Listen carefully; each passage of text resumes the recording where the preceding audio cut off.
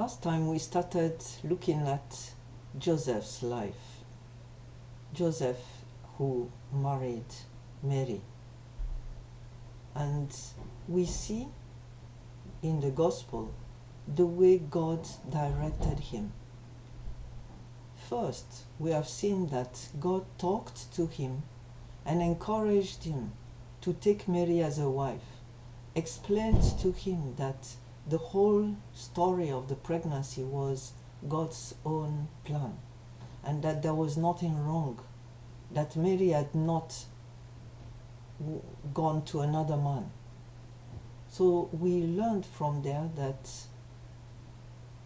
Joseph was talked to by God in dream, and he obeyed what he was told immediately. He was not just a listener but a doer of the word.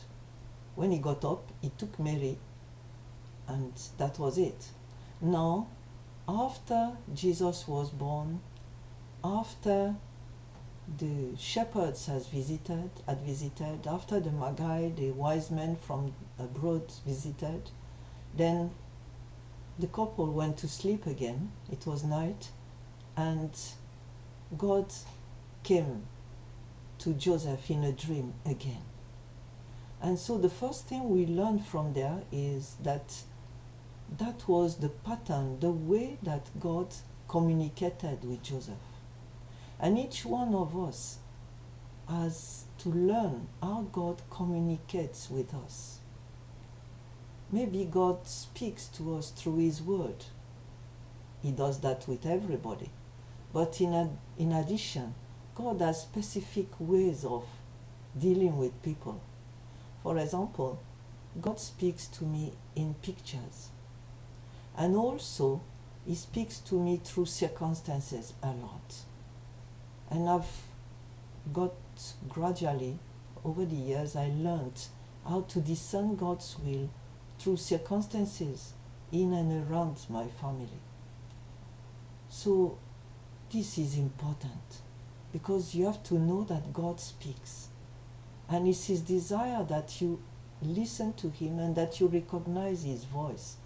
Jesus said, I'm the good shepherd, my sheep know my voice. And they won't listen to a thief's voice, because they will recognize it's not the same voice. And you know, funnily nowadays, among the security arrangements that are made by the banks and other bodies, there is that voice recognition. But it was invented by God. So we have to learn how God speaks to us. We have to learn how to recognize His voice, the tone, the way He expresses Himself, the vocabulary, everything about that voice. And yes, it's my shepherd's voice. And also we have to learn from Joseph that it's not sufficient to listen and know that God is speaking, but you know how to obey. And we see in today's story, in the Gospel of Matthew chapter 2, that Joseph was sleeping and he was talked to by God in a dream. The angel of the Lord appeared to Joseph in a dream and said, "Get up, take the child and his mother and escape to Egypt." So that was very precise. He didn't go beating around the bush. Just say, "Get up, 1, 2, take the child and his mother." He didn't say your wife, because the matter was that what concerned God was that it was the child, obviously, and his mother, because Mary was the mother to Jesus and she needed to be protected along so that the child would grow with both parents.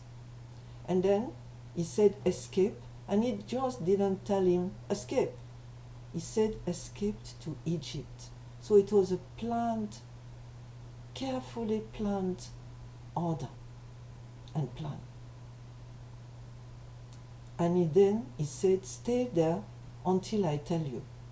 And it's something that God does repeatedly in His Word. if you read the Bible, you see that God has taught his people and is still teaching his people to hang on to him. Once you belong to him, then you don't have a say. You have surrendered your will and you have to wait on God's timetable. And it's not easy, but it's something we choose to do. And it's always going well. In our life, as individuals and as a family, God has proved faithful. And his timing is always perfect, even though we don't understand sometimes. If you look at the wilderness, God was present as a cloud, in the cloud. And he was telling people, stay.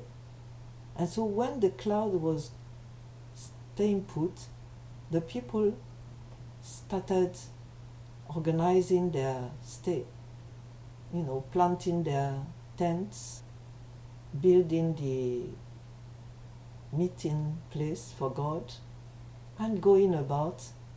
And they never knew whether it would be for 1 day, 2 days, 1 week, 3 months.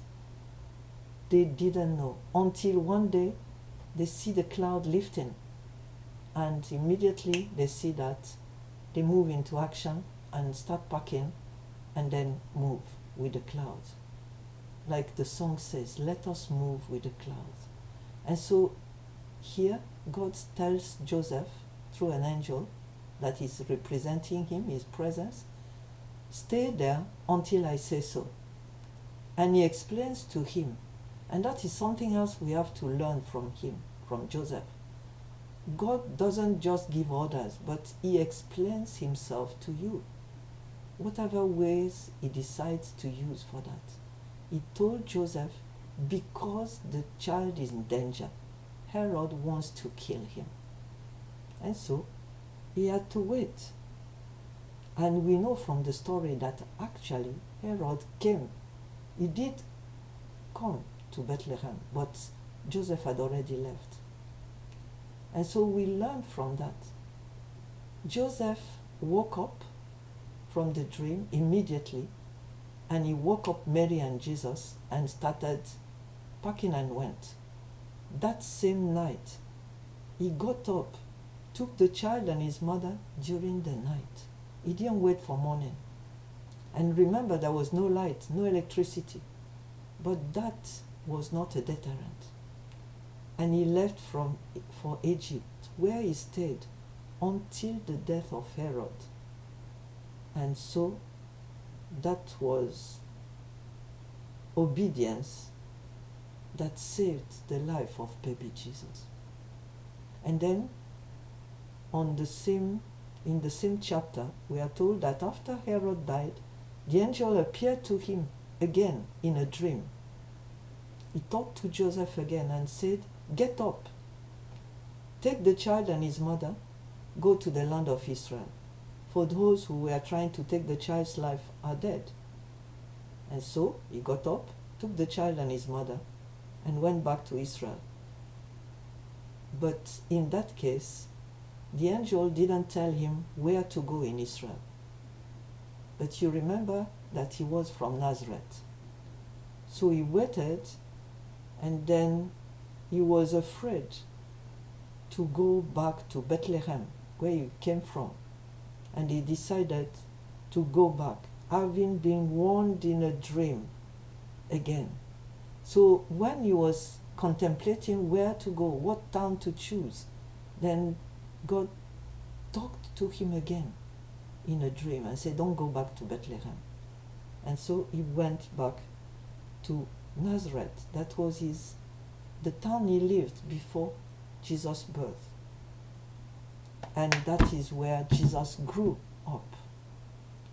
So much that people that didn't know him called him Jesus of Nazareth, because that's the way they knew him, the carpenter's son.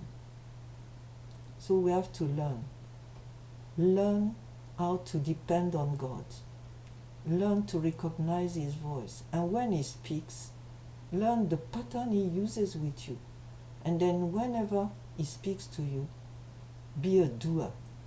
Be obedient immediately. Don't waste time. Do what he says now.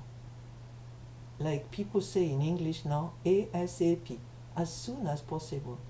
If Joseph had delayed, Jesus would have been killed. So there was an urgency, and there is an urgency always with God. So Joseph was a good listener, a good, obedient doer of the word. Let us be so too.